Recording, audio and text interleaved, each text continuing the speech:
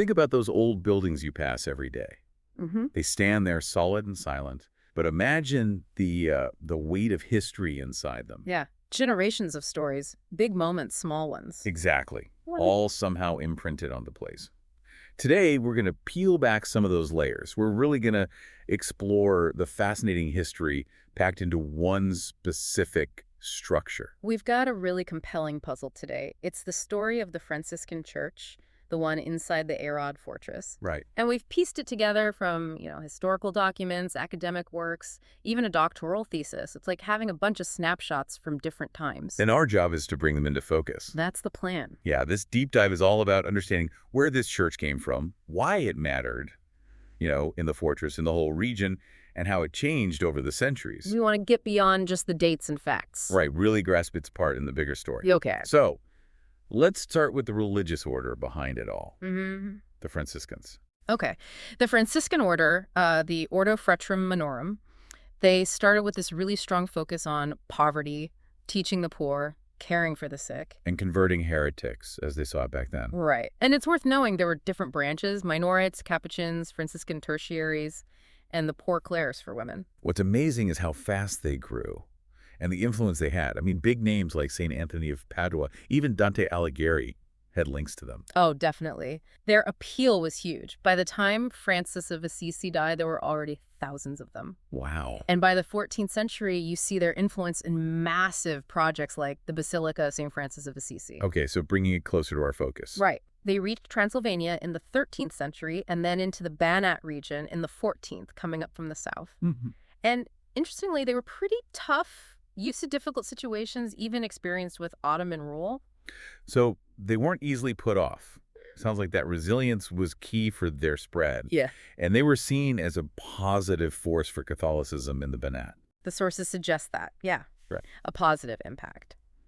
Plus, when Protestantism was rising in Transylvania, the Franciscans were generally tolerated among the remaining Catholics. Okay. Then later, with the Catholic Reformation, late 17th century, they really started growing again. Now, crucial for our story is one specific branch, the conventual Minorites.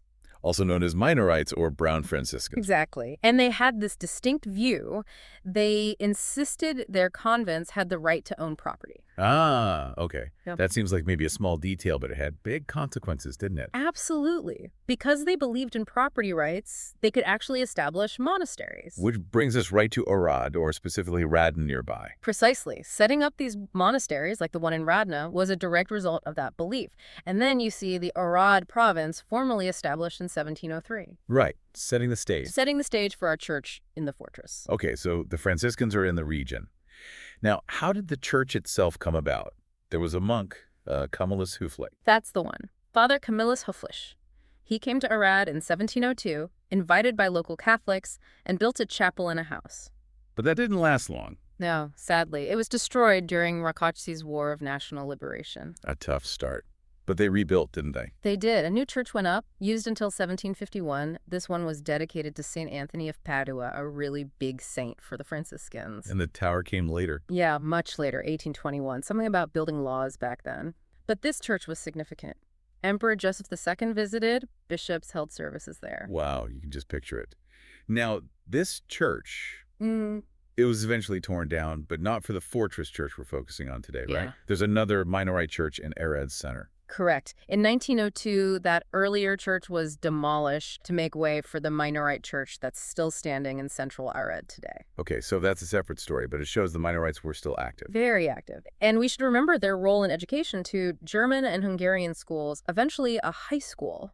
And they ran a cultural magazine, Vazarnup, for a long time. So busy in the town. But what about inside the fortress walls? When did the Franciscans get involved there? Well, the sources point to around 1685. After a long period of Ottoman rule, the old Arad fortress came back under Christian control. Right. And a Franciscan priest, Franz Preisler, was sent specifically to handle religious services for the garrison in that old fortress. Okay, so his job was looking after the soldiers. Yeah. Near the Tiba factory area today, you said. That's the location mentioned, yes. And this actually created a bit of a divide. Between Preisler in the fortress and the conventual Minorites in the town. Exactly. This split Preisler for the military, the Minorites for the town's Catholics, led to disputes. You had the Black Franciscans versus the Brown Franciscans, essentially. Uh-huh. It got serious enough that in 1752, a commission was set up to sort out who was responsible for which area and how many people. Right. Drawing lines on a map, basically. Okay, so tensions existed, but eventually a new church was built inside the new fortress. Tell us about that one. Okay, so the old garrison church was demolished along with the old fortress. Between 1775 and 1781, this new church was built, Baroque style. Mm-hmm. And it was built inside the brand new stellar fortification, the Vauban system, right there at the Meuse River Loop. That Vauban style. That was cutting-edge military design then, wasn't it? Absolutely. Very specific, advanced fortifications meant to withstand sieges. So the church is built right inside this new military complex. It was consecrated in 1781. Under St. Joseph's patronage. Yes, by Bishop Emeric Christovici.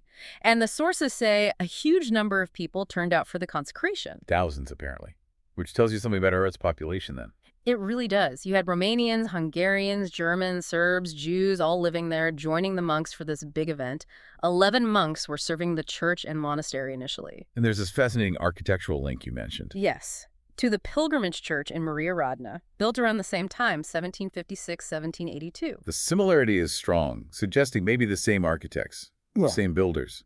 It seems very likely. The sources talk about the construction enterprise working on the Arad fortress also being active over in Radna. So, yeah, probably the same folks involved. That really ties the fortress church into a bigger regional picture, doesn't it? It does, but here's a key detail. This new fortress church, technically, never officially belonged to the Franciscan order. Oh, so they were there, instrumental in its early days, but didn't own it long term. That is important. Okay, so what did it look like? Can you give us the dimensions, the style? Sure. We have details from Ion Dombrevizanu's review and Swanche Volkmann's thesis. Externally, it's about 32 meters long, 16 wide, 22 high. With the spire, it reaches 35 meters. Pretty substantial. Yeah, and the altar space is big too, 11 by 8 meters. Volkmann describes it as single nave. Meaning one main open space inside? Right. With pilasters, a long choir section ending in these trapezoidal apses, sort of angled, not fully curved ends. Okay. And the front facade, the west end, it's got twin towers with the middle part set back slightly. Twin towers always makes a statement. What else? Flat pilasters, 2 stories high on the facade. Scrolled capitals, decorative tops on the tower level. A wide cornice with arches. Simple pediment above the center. Rectangular windows mostly, though the tower ones were originally arched. The main entrance, rectangular with a glazed pediment above it. And the spires were simple, helmet-shaped. And how did Volkmann classify the style? She places it among the town churches you see in the Banat region. Notes the southern German Baroque feel of the twin towers. Overall, she felt it gave off a sense of, tranquility and unity. Nice. And there were paintings? Yes, dated 1782.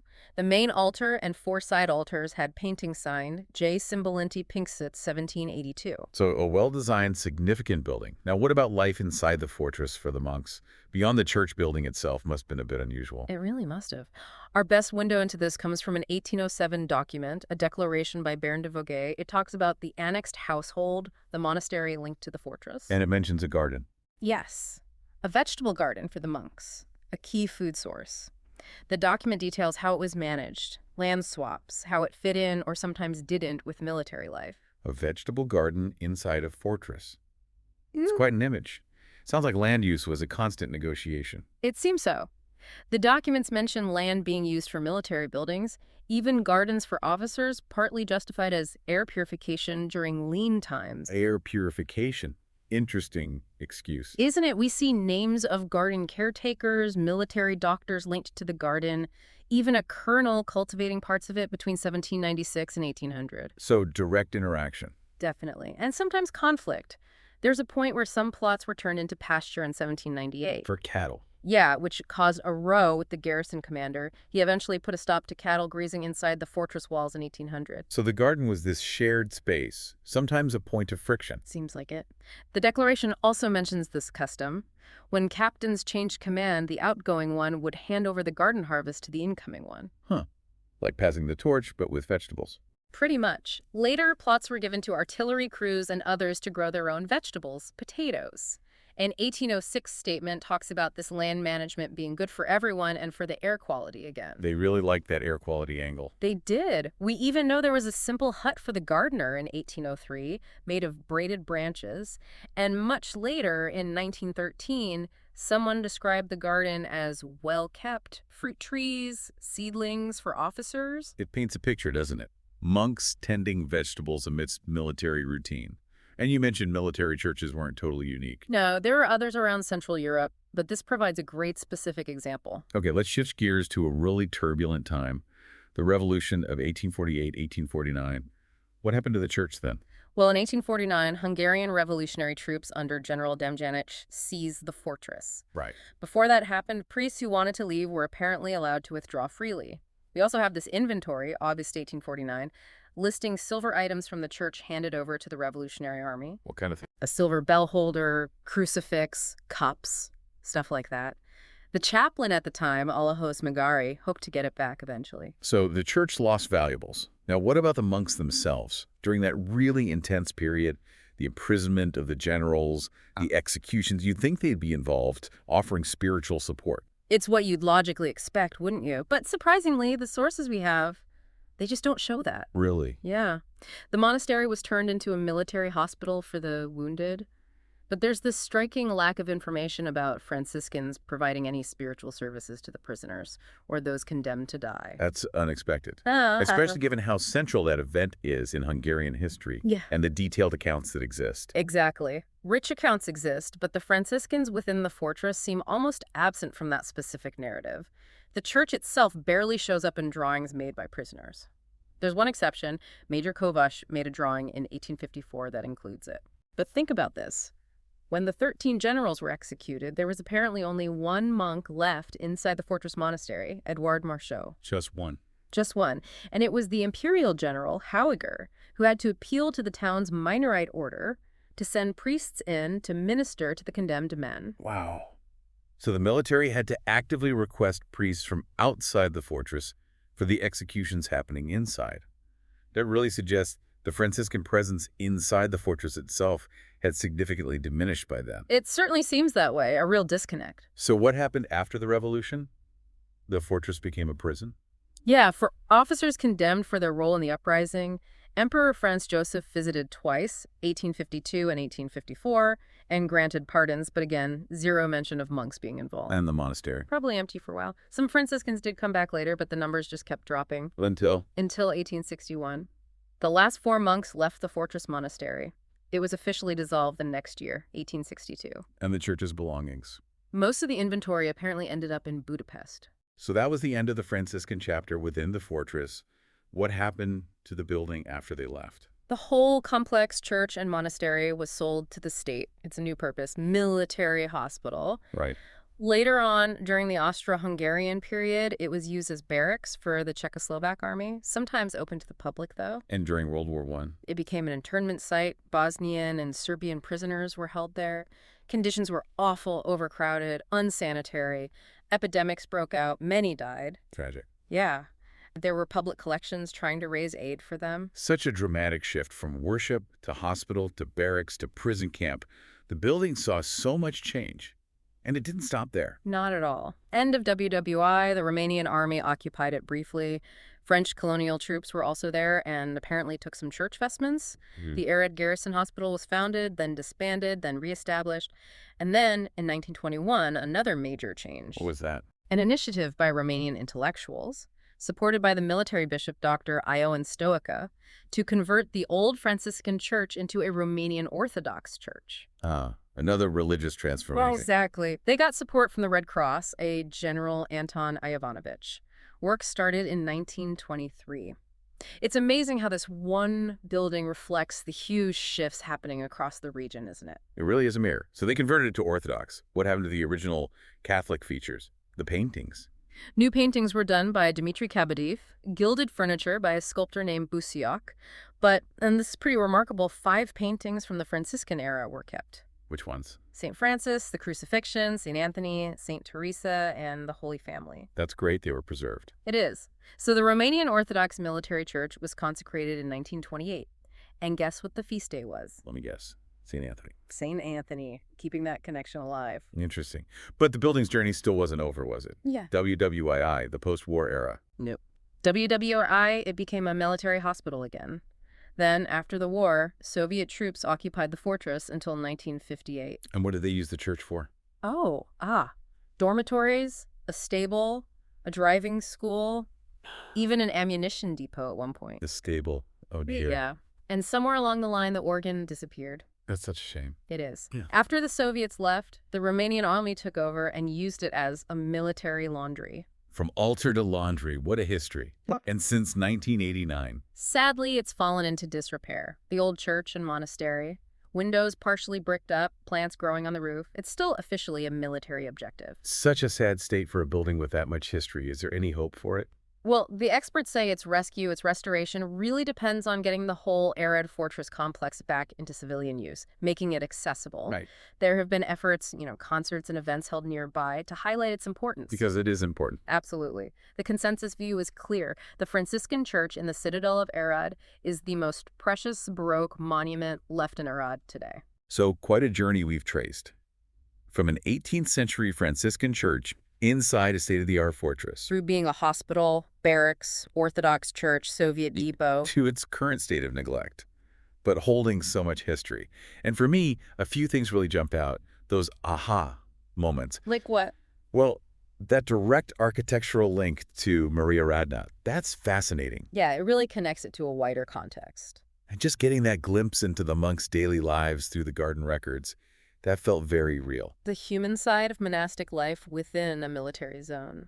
Exactly. And maybe the biggest surprise, the seeming lack of Franciscan involvement right there in the fortress during those crucial dramatic events of 1848-49. That is striking, isn't it? It challenges assumptions. It shows how complex history is, even within one building's walls. The garden gives us the mundane reality. 1848 gives us absence, almost. Yeah, and hopefully, for you listening, this deep dive has brought this history to life a bit, made it, understandable but still detailed. It really makes you think, doesn't it? Mm-hmm. About these old buildings we see around us, their enduring presence. What stories are locked away inside? Exactly. What other hidden histories are just sitting there in familiar places waiting for someone to look closer?